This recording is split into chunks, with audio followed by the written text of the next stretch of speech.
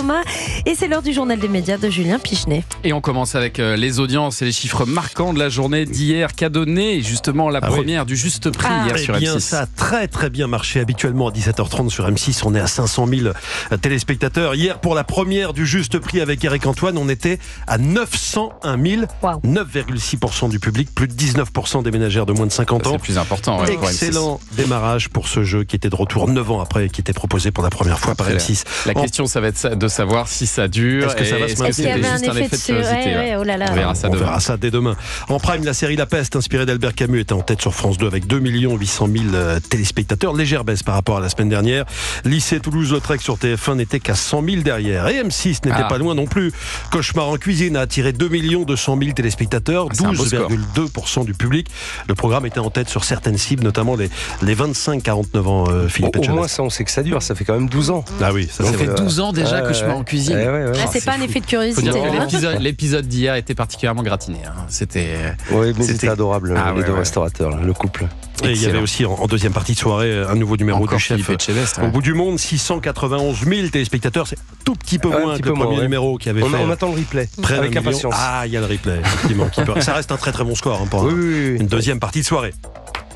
Europe 1, le journal des médias. Et je sais qu'il compte beaucoup pour vous, ce programme où vous partez à l'étranger, découvrir d'autres cuisines. Oui, d'autres cultures, d'autres cuisines, d'autres gens. Et c'est aussi un moyen, quelque part, de montrer une autre image de moi, de ne pas rester dans cette image de chef gueulard, mais au contraire de chef curieux, de découvrir des choses aussi et de faire découvrir des choses. Chef au bout du monde, allez voir ça donc en replay sur M6. Et puis à la une de l'actualité des médias, les excuses de Kate Middleton après la diffusion de cette photo de famille qui avait été retouchée. Dimanche, les agences de presse avaient reçu et diffusé une photo de la princesse de 42 ans et de ses 3 enfants. Première photo de Kate depuis son opération du mois de janvier. Tout le monde sourit, cliché classique d'une famille heureuse.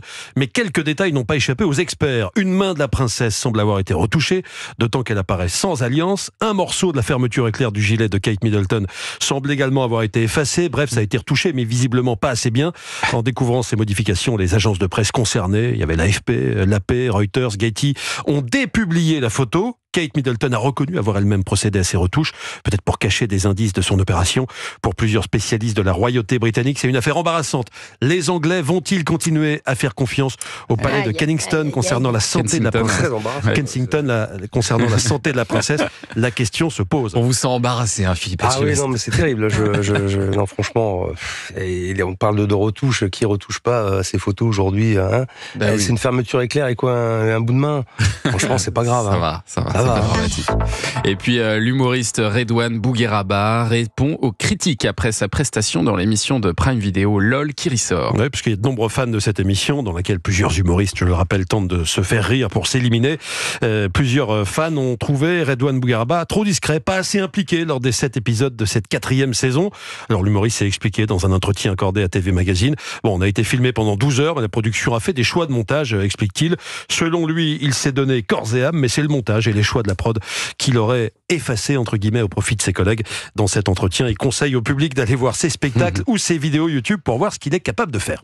Et puis à 2 mois de l'Eurovision, Israël a présenté hier le clip de la chanson qu'il présentera au concours. On se souvient qu'Israël avait menacé de se retirer parce que les organisateurs de l'Eurovision avaient demandé au pays de revoir sa copie et de modifier certaines paroles de la chanson d'Eden Golan qui a été sélectionnée. Pour certains médias et observateurs, l'attaque du 7 octobre était implicitement mentionnée. Or, le concours Eurovision de la chanson ne veut pas de politique. La règle est simple. Finalement, la délégation israélienne a réécrit certains passages du texte. Le clip tourne sur Internet depuis hier. Ça y est, on y voit cette jeune chanteuse Eden Golan au milieu d'une troupe de danseurs. Ils évoluent dans un décor semblant être touché par une tempête.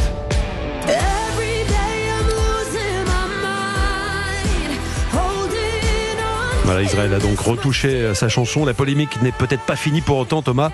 Plusieurs pays ne veulent pas qu'Israël participe au concours pour protester contre le bilan de la guerre à Gaza.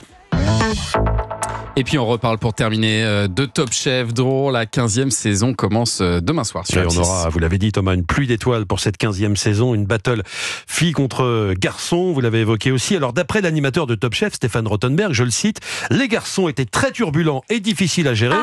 Intéressant sur ça. cette 15e saison. Et les filles étaient plus rigoureuses et totalement déterminées à s'imposer. Avant de vous faire réagir, Philippe, j'ai demandé à l'une de vos concurrentes, Stéphanie Lecalec, ce qu'elle en avait pensé. C'est des copains contre 3 copains. copines, voilà. Et on était une bande de 6 joyeux lurons. Franchement, on s'est beaucoup amusé sur le tournage.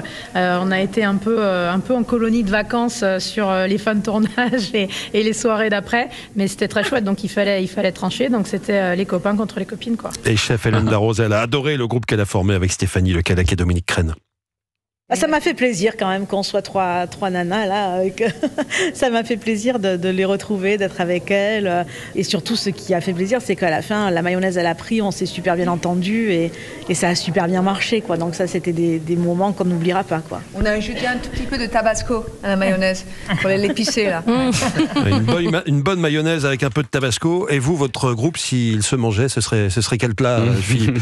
Une bonne côte de bœuf, je pense. On est comme ça, nous. Mais il faut savoir que non, c'est bien. Puis alors Hélène, je pense qu'elle se plaint sans se plaindre parce qu'on l'a toujours protégée et bichonnée, notre petite Hélène. Mais c'est vrai qu'il y a une bonne ambiance. On s'entend super bien. Mais avant la récréation et la colonie de vacances, comme dit Stéphanie, c'est quand même un concours, une compétition. Ouais. La mise en avant de jeunes talents, c'est un concours d'excellence aujourd'hui qui fait l'unanimité, hein, on est d'accord. Bien sûr. Tous les chefs veulent venir sur Top Chef.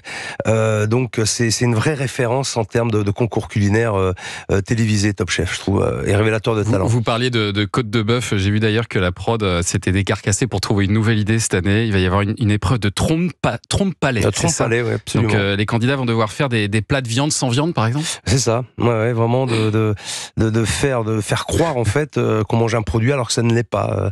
Il y a vraiment des épreuves. Non, mais il y a des épreuves qui sont très très difficiles. Même nous, parfois, on se dit putain, qu'est-ce qu'on aurait fait, quoi. C'est ça, ouais. Qu'est-ce qu'on aurait fait. Mais c'est vrai que ces jeunes ont cette capacité comme ça, à trouver des choses qui est quand même incroyable. Donc on est là, nous, on est les piliers un petit peu et référents de la gastronomie française pour leur amener quelque chose. Mais eux, c'est vrai qu'à travers leur fraîcheur et leur spontanéité, ils nous amènent des choses aussi. Et c'est vrai que c'est assez bluffant. J'ai pu voir ce premier épisode. Vous allez le découvrir demain soir. Top Chef saison 15, mercredi soir, donc sur M6 à 21h10.